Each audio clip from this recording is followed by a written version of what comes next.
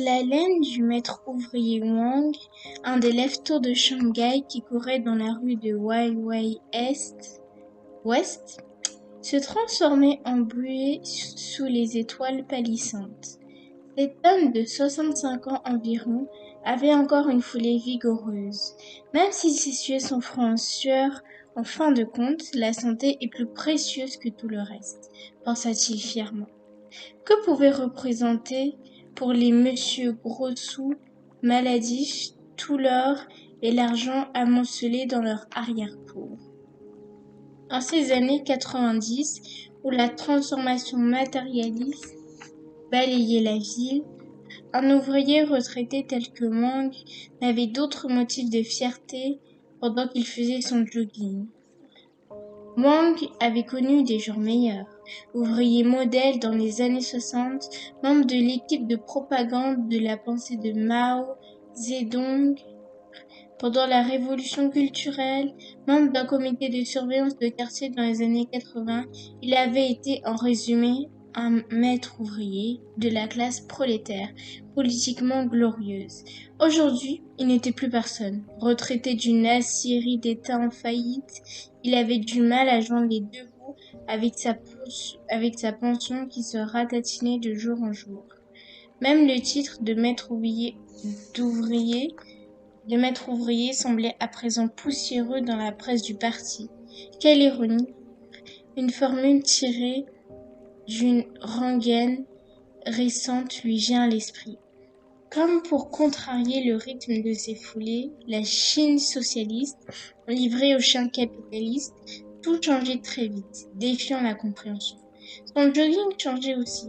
Autrefois, quand il courait dans la solitude sous les étoiles, avec juste quelques véhicules à l'horizon, Wang avait aimé sentir le pouls de la ville l'accompagner. Désormais, à cette heure matinale, il sentait la présence des voitures qui klaxonnaient même parfois, et une grue s'élevait sur un nouveau chantier de construction à une rue de là. On annonçait un complexe résidentiel de luxe pour les nouveaux riches. Et non loin, sa vieille maison chicomène, où il avait habité avec une douzaine de familles ouvrières, allait être remplacée par une tour commerciale. Les résidents seraient bientôt relogés à Pudong, autrefois terre agricole à l'est de Huangpu. Il n'était plus possible de courir dans cette rue familière du centre de la ville, ni de déguster un bol de soupe au soja servi au restaurant de l'ouvrier et du paysan du coin de la rue. La soupe fumante parfumée à la ciboule, avec de la crevette séchée, de la pâte de frites hachée et de l'algue violette. Une soupe délicieuse à 5 fens seulement. Cet endroit bon marché, recommandé autrefois pour son dévouement à la classe ouvrière, avait disparu et cédé la place à un Starbucks Coffee. Peut-être était-il trop vieux pour comprendre le changement. Wang aperçut un objet étrange, rouge et blanc, dans le cercle pâle de la lumière du réverbère.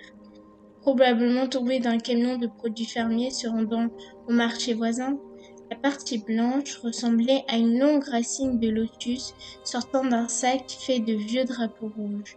On lui avait raconté que les paysans récupéraient tout, même ce qui avait été des drapeaux à 5 étoiles.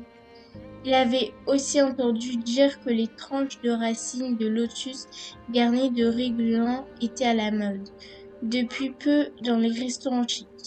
Il fit 2 pas vers le terre-plein et s'arrêta sous le choc. Ce qu'il avait pris pour une racine de lotus était en réalité une jolie jambe humaine luisante de rosée.